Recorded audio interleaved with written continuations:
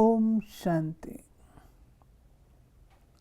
आज 3 अक्टूबर 1992 बाप दादा के अव्यक्त रूप के चले हुए मधुर महावाक्य, जिनका विषय है ब्राह्मण अर्थात सदा श्रेष्ठ भाग्य के अधिकारी। आइए इस पर मनन और चिंतन करें। आज भाग्य विधाता बाप दादा अपने सर्व बच्चों का श्रेष्ठ भाग्य देख हर्षित हो रहे हैं। इतना श्रेष्ठ भाग्य और इतना सहज प्राप्त हो, ऐसा भाग्य सारे कल्प में सिवाय आप ब्राह्मण आत्माओं के और किसी का भी नहीं है। सिर्फ आप ब्राह्मण आत्माएं इस भाग्य के अधिकारी हो। ये ब्राह्मण जन्म मिला ही है कल्प पहले के भाग्य अनुसार। जन्म ही श्रेष्ठ भाग्य के आधार पर है, क्योंकि ब्राह्मण जन्म स्वयं भगवान द्वारा होता है। अनादि बाप और आदि ब्रह्मा द्वारा ये अलौकिक जन्म प्राप्त हुआ है। तो बाबा कहते हैं कि ये भी आपका भाग्य है, जो कि आपका जन्म स्वयं भगवान के द्वारा हुआ।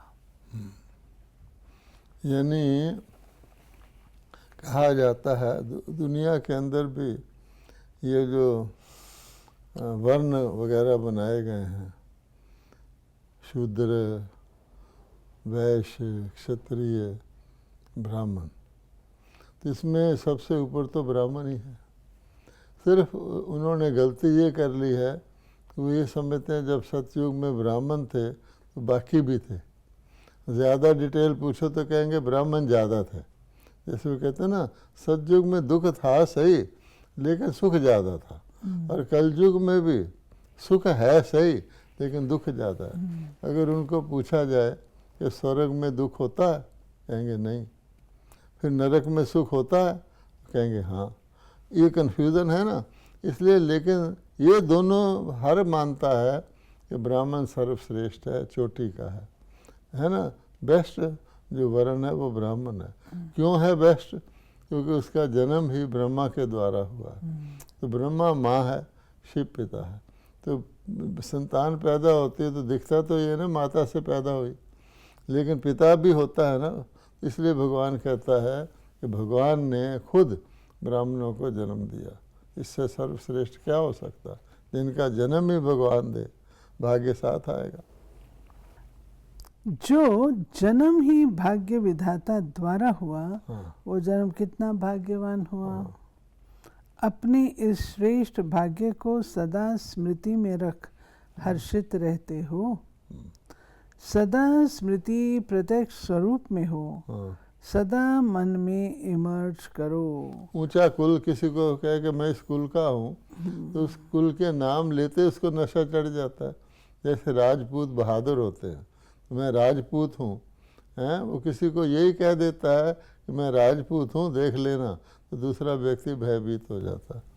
तो ये है ना, कुल का नाम से खुशी नशा तो चढ़ता है। सिर्फ दिमाग में समाया हुआ है ऐसे नहीं, लेकिन हर चलन और चेहरे में स्मृति स्वरूप प्रत्यक्ष रूप में स्वयं को अनुभव हो, और दूसरों को भी दिखाई दे कि इन्हों की चलन में, चेहरे में श्रेष्ठ भाग्य की लकीर स्पष्ट दिखाई देती है। कितने प्रकार के भाग्य प्राप्त हैं, उसकी लिस्ट सदा मस्तक पर स्पष्ट हो। पहला भाग्य, जन्म ही भाग्य विधाता द्वारा हुआ। दूसरी बात, ऐसा किसी भी आत्मा व धर्मात्मा महान आत्मा का भाग्य नहीं जो स्वयं भगवान एक ही बाप भी हो, शिक्षक भी हो और सतगुरु भी हो। एक ही द्वारा बाप के संबंध से वर्षा प्राप्त है। शिक्षक के रूप से श्रेष्ठ पढ़ाई और पद की प्राप्ति है। सद्गुरु के रूप में महामंत्र और वरदान की प्राप्ति है। वर्षे में सर्व खजानों का, इसको ले लेते हैं यहाँ तक। अभी बाबा कहते हैं कि देखो तुम्हें जो भाग्य प्राप्त हुआ, पहला तो भाग्य विधाता ने जन्म दिया, दूसरा फिर बाबा कहते हैं कि हमारा स्वयं भगवान बाप टीचर सद्गुरु है, जो और किसी का नहीं होता। और फिर जो वर्षा बाबा देते हैं हमको बाप शिक्षक सद्गुरु रूप से, वो भी विशेष है। और इसमें बाबा ने ऐड किया। नॉर्मली बाबा क्या कहते हैं, ये बाप से क्या मिलता है, शिक्षक से क्या मिलता है, सतगुरु से क्या मिलता है। लेकिन आज जो सतगुरु से कहा है उसमें एक महामंत्र कहा और एक वरदान कहा। वैसे बाबा नॉर्मली कहते हैं सतगुरु से वरदान मिलता है। फर्क हो गया ना। अब महामंत्र मनमना भाव का महामंत्र मिलता है जिससे बेड़ा पार हो जाता है ना। ये इसमें ऐड किया बाबा ने। शिक्षक के रूप से श्रेष्ठ पढ़ाई और पद की प्राप्ति है। तीनों लोकों के, तीनों कालों का ज्ञान, और इस ज्ञान के द्वारा विश्व महाराजन।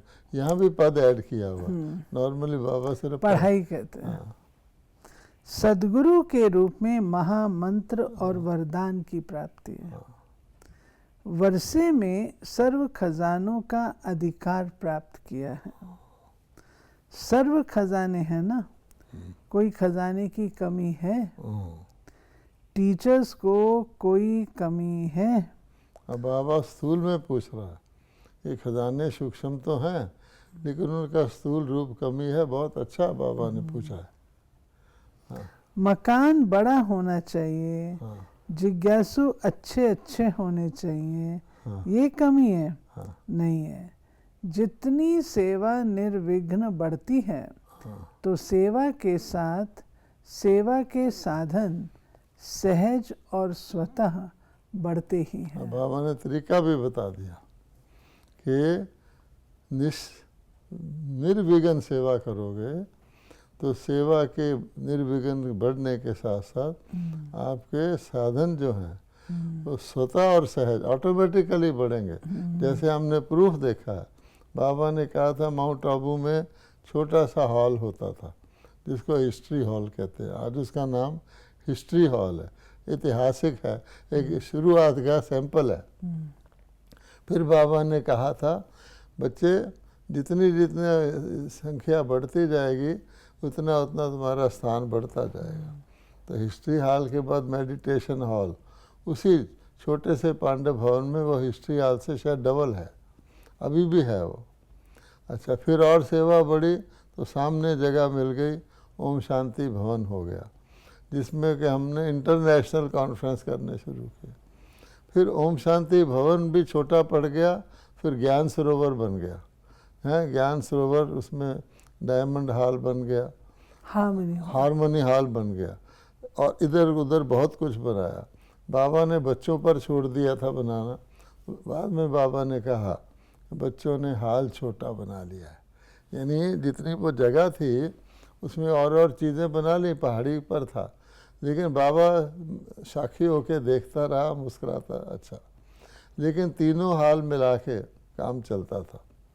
उसके बाद बाबा ने और देखा कि अब तो सारे विश्व में सेवा फैल रही है, तो नीचे शांति वन में 25,000 कैपेसिटी का हॉल बन गया, और साथ साथ इतने सेवा केंद्र बन गए कि सबके हॉलों को आप मिलाएं, और दुनिया में ऐसी ना कोई संस्था है ना कोई सरकार है जिसके पास इतने बड़े बड़े हॉल्स होंगे।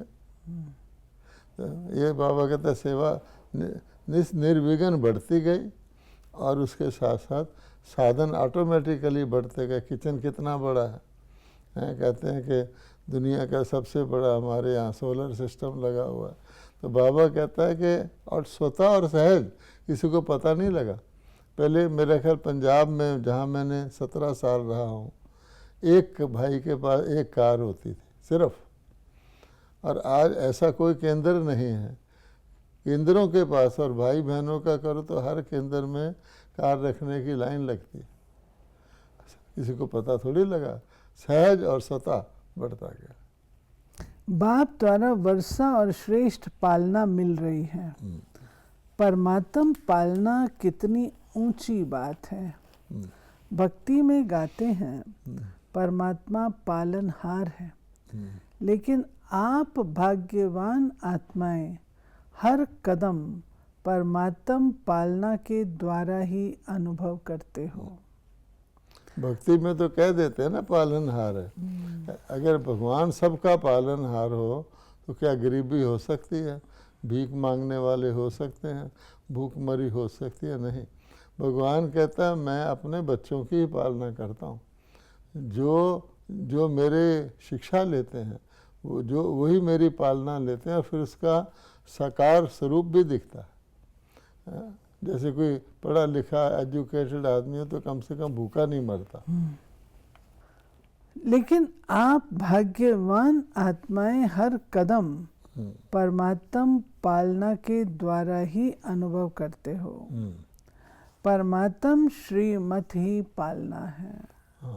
बिना श्रीमत अर्थात परमात्म पालना के एक कदम भी नहीं उठा सकते। यहाँ बाबा ने सख्ते शब्द लगाया, क्योंकि बाबा ने कहा एक तो स्थूल शारीरिक पालना होती है, एक श्रीमत द्वारा हर कदम उठाना। तो अगर किसी ने 2 कदम भी श्रीमत के विरुद्ध किया या श्रीमत का पालन नहीं किया तो वो ईश्वरी पालना में नहीं है। फिर उसको कुछ हो जाए तो भगवान कहता मैं जिम्मेवार नहीं। ऐसी पालना सिर्फ अभी प्राप्त है, सतयुग में भी नहीं मिलेगी। वो देव आत्माओं की पालना है और अभी परमात्म पालना में चल रहे हो। अभी प्रत्यक्ष अनुभव से कह सकते हो हमारा पालनहार स्वयं भगवान है। चाहे देश में हो चाहे विदेश में हो, लेकिन हर ब्राह्मण आत्मा फलक से कहेगी कि हमारा पालनहार परम आत्मा है। इतना नशा है। या कभी मर्ज हो जाता है, कभी इमर्ज हो जाता है। जन्मते ही बेहद के खजाने से भरपूर हो अविनाशी वर्षे का अधिकार ले लिया। जन्मते ही त्रिकालदर्शी सत्य शिक्षक ने तीनों कालों की पढ़ाई कितनी सहज विधि से पढ़ाई, कितनी श्रेष्ठ पढ़ाई है, और पढ़ाने वाला भी कितना श्रेष्ठ है। लेकिन पढ़ाया किनों को है? जिन्हों में दुनिया की ना उम्मीद है उन्हों को उम्मीदवार बनाया। ना सिर्फ पढ़ाया, लेकिन पढ़ाई पढ़ने का लक्ष्य ही है ऊंच से ऊंच पद प्राप्त करना। परमात्म पढ़ाई से जो श्रेष्ठ पद प्राप्त कर रहे हो, ऐसा पद सारे वर्ल्ड के ऊंचे ते ऊंचे पद के आगे कितना श्रेष्ठ है। अनादि सृष्टि चक्र के अंदर द्वापर से लेकर अभी तक जो भी विनाशी पद प्राप्त हुए हैं, उनमें सर्वश्रेष्ठ पद पहले राज्य पद गाया हुआ है। लेकिन आपके राज्य पद के आगे वो राज्य पद क्या है? श्रेष्ठ है। आजकल का श्रेष्ठ श्रेष्ठ पद प्रेसिडेंट प्राइम मिनिस्टर है। बड़े से बड़ी पढ़ाई द्वारा फिलोसोफर बनेंगे, चेयरमैन डायरेक्टर बन जाएंगे, बड़े से बड़े ऑफिसर बन जाएंगे। लेकिन ये सब पद आपके आगे क्या है? आपको एक जन्म में जन्म जन्म के लिए श्रेष्ठ पद प्राप्त होने की परमात्म गारंटी है, और उस एक जन्म की पढ़ाई द्वारा एक जन्म भी पद प्राप्त कराने की कोई गारंटी नहीं। शरीर छूट जाए, छुट्टी, यही बाबा कंपेयर करो। शरीर छूट जाए, सिस्टम फेल हो जाए, कि कंपेयर करो तो बाबा कहते हैं बहुत फर्क है, ज़मीन आसमान का फ़र्क है।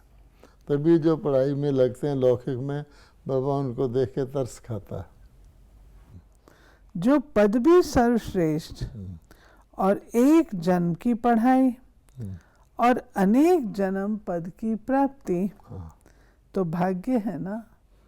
चेहरे से दिखाई देता है, चलन से दिखाई देता है, क्योंकि चाल से मनुष्य के हाल का पता लगता है।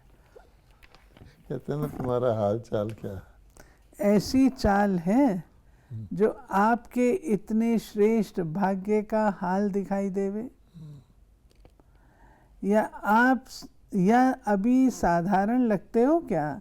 साधारणता में महानता दिखाई दे। जब आपके जड़ चित्र अभी तक महानता का अनुभव कराते हैं, आजकल भी कैसी भी आत्मा को लक्ष्मी नारायण व सीता राम देवियां बना देते हैं, तो साधारण व्यक्ति में भी महानता का अनुभव कर सिर झुकाते हैं। जानते भी हैं कि वास्तव में नारायण व राम आदि नहीं है, बनावटी हैं। देखो बाबा ने प्रूफ भी दे दिया। हाँ। फिर भी उस समय महानता को सिर झुकाते हैं। जैसे दशहरे के अंदर जो राम बनते हैं, राम लक्ष्मण सीता, तो आम तौर पे दिल्ली के अंदर दशहरे की इनॉग्रेशन प्राइम मिनिस्टर करता, तो उनके पाँव छूते हैं वो। पता भी है कि ये राम और लक्ष्मण और सीता नहीं है, फिर भी महानता को झुकते हैं ना। उस समय महानता को सिर झुकाते हैं, नमन पूजन करते हैं। हाँ। लेकिन आप तो स्वयं चैतन्य देव देवियों की आत्माएं हो। आप चैतन्य आत्माओं से कितनी महानता की अनुभूति होनी चाहिए, होती है। आपके श्रेष्ठ भाग्य को मन से नमस्कार करें, हाथ व सिर से नहीं, लेकिन मन से आपके भाग्य का अनुभव कर स्वयं भी खुशी में नाचे। इतनी श्रेष्ठ पढ़ाई की प्राप्ति श्रेष्ठ भाग्य है। लोग पढ़ाई पढ़ते ही हैं इस जीवन के शरीर निर्वाह अर्थ कमाई के लिए, जिसको सोर्स ऑफ इनकम कहा जाता है। आपकी पढ़ाई द्वारा सोर्स ऑफ इनकम कितना है? माला माल होना। आपकी इनकम का हिसाब क्या है? उनका हिसाब होगा लाखों में, करोड़ों में। आपका हिसाब क्या है? आपकी कितनी इनकम है? कदम में पदम। तो सारे दिन में कितने कदम उठाते हो, कितने पदम जमा करते हो? ऐसे अपनी पढ़ाई के भाग्य को इमर्ज रूप में अनुभव करो। किसी से पूछते हैं जो, तो कहते हैं ब्रह्मा कुमार कुमारी तो हैं, बन तो गए हैं, लेकिन ब्रह्मा कुमार ब्रह्मा कुमारी अर्थात श्रेष्ठ भाग्य की लकीर मस्तक में चमकती दिखाई दे। बाबा कहते हैं ऐसे नहीं कि ब्रह्मा कुमार ब्रह्मा कुमारी तो हैं, लेकिन मिल जाएगा, कुछ तो बनी जाएंगे। ये नहीं, चल तो रहे हैं, कुछ तो बन तो गए हैं। ये थोड़ी बन गए हैं या भाग्य को देख करके उड़ रहे हैं? इसमें बन तो गए हैं, बन ही रहे हैं, चल ही रहे हैं। ये बोल किसके हैं? श्रेष्ठ भाग्यवान के ये बोल हैं। ब्रह्मा कुमार ब्रह्मा कुमारी अर्थात मौज से मोहब्बत की जीवन बिताने वाले। ऐसे नहीं कि कभी मजबूरी कभी मोहब्बत। जब कोई समस्या आती है तो क्या कहते हो? चाहते नहीं है लेकिन मजबूर हो गए। भाग्यवान अर्थात मजबूरी खत्म, मोहब्बत से चलने वाले। चाहते तो हैं लेकिन ऐसी भाषा भाग्यवान ब्राह्मण आत्माओं की नहीं है। के चाहते तो हैं, कुछ तो मिल ही जाएगा। भाग्यवान आत्माएं मोहब्बत के झूले में मौज में उड़ती हैं, उड़ती कला की मौज में रहती हैं।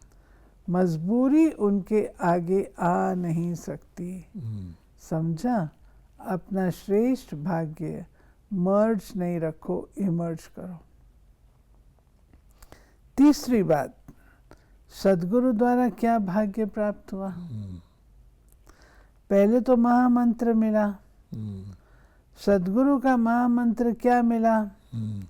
पवित्र बनो, योगी बनो। जन्मते ये महामंत्र सदगुरु द्वारा प्राप्त हुआ। यही महामंत्र सर्व प्राप्तियों की चाबी सर्व बच्चों को मिली। योगी जीवन, पवित्र जीवन सर्व प्राप्तियों का आधार है, इसलिए ये चाबी है। अगर पवित्रता नहीं, योगी जीवन नहीं, तो अधिकारी होते हुए भी अधिकार की अनुभूति नहीं कर सकेंगे। देखो बाबा ने क्या स्पष्ट करके बताया कि अधिकारी भी हो गए तो भी अधिकार अनुभव नहीं कर सके, यानी होते हुए भी अधिकार किसी को महसूस ना हो, वो तो उसकी खुशकिस्मती क्या हो। किसी को अधिकार है नहीं वो और बात है, अधिकार है लेकिन उसको अनुभव ना कर सके। तब बाबा कहता है कि इसके लिए जो महामंत्र है पवित्र बनो, योगी बनो, वो धारण करना है। इसलिए ये बाबा कहते हैं ये महामंत्र सर्व खजानों के अनुभूति की चाबी है। ऐसी चाबी का महामंत्र सदगुरु द्वारा सभी को श्रेष्ठ भाग्य में मिला है। साथ साथ सदगुरु द्वारा वरदान प्राप्त हुए हैं। वरदानों की लिस्ट तो लंबी है ना, कितने वरदान मिले हैं। इतने वरदानों का भाग्य प्राप्त है जो वरदानों से ही सारी ब्राह्मण जीवन बिता रहे हो और बिता सकते हो। कितने वरदान हैं लिस्ट का मालूम है? तो वर्षा भी है, पढ़ाई भी है, महामंत्र की चाबी और वरदानों की खान भी है, तो कितने भाग्यवान हो। या छिपा कर रखा है, आगे चल अंत में खोलेंगे। बहुत काल से भाग्य की अनुभूति करने वाले अंत में भी पद्मा पदम भाग्यवान प्रत्यक्ष होंगे। अब नहीं तो अंत में भी नहीं, अभी है तो अंत में भी है।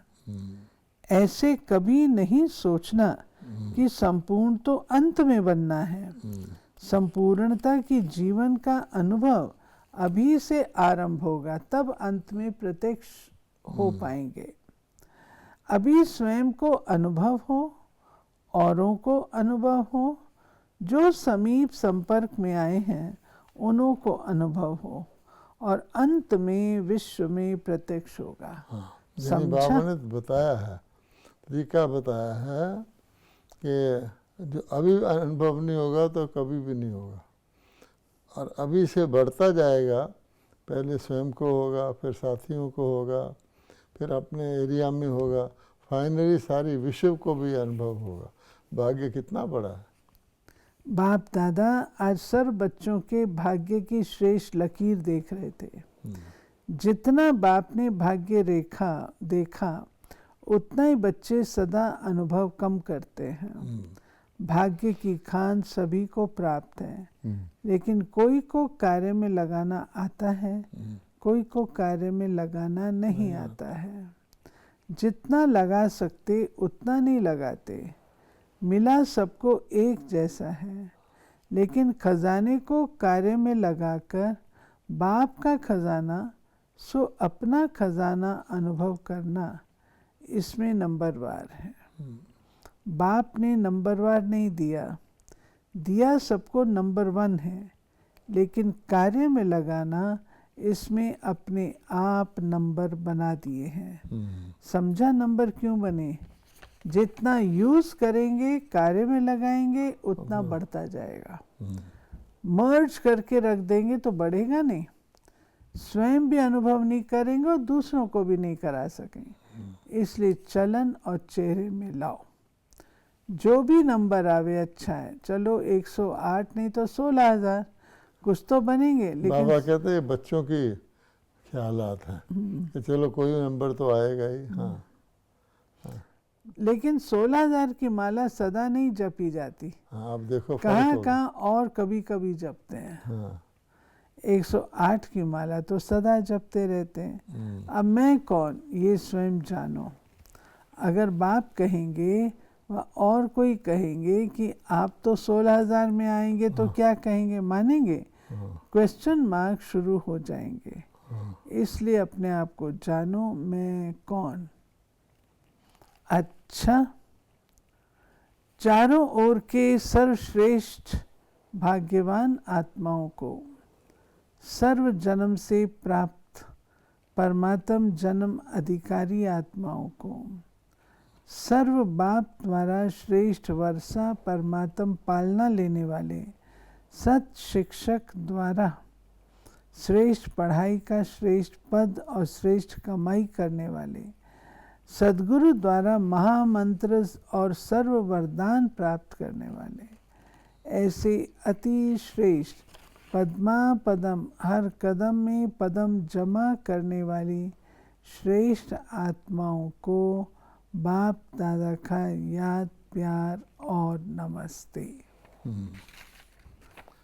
यानी इस मुरली में बाबा ने हमको हमारे अथाह अनगिनत बेशुमार प्राप्तियों का बोध कराया है। बाबा कहता है कि मैं देख रहा हूँ कि बच्चों को जितना मैंने खजाने दिए हुए हैं उनकी वो अनुभूति कर नहीं रहे, उससे कम कर रहे हैं।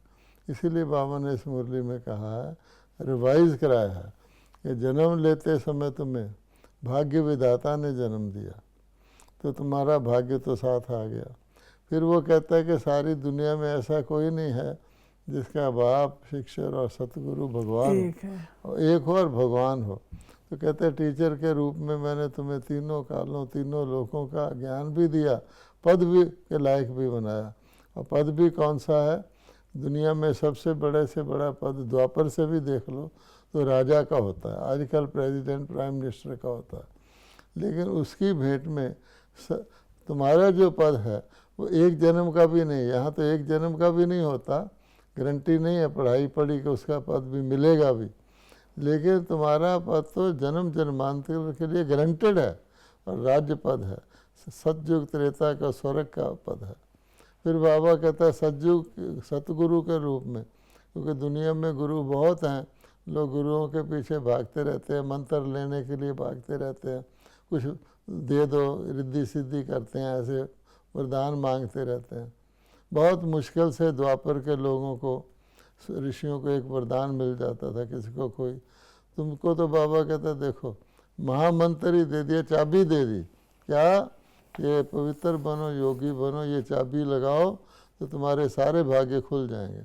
अगर ये चाबी नहीं लगाओगे तो भाग्य होते हुए भी ताला नहीं खोलेगा। हाँ, फिर बाबा कहता है कि सतगुरु के रूप में वरदान, वरदानों की तो लिस्ट है, एक आध वरदान नहीं है। तो अगर सारी अपनी प्राप्ति को देखो तो तुम्हें नशा कितना चढ़ा हुआ, और वो प्राप्ति कहीं लॉकर में तो नहीं रखी हुई।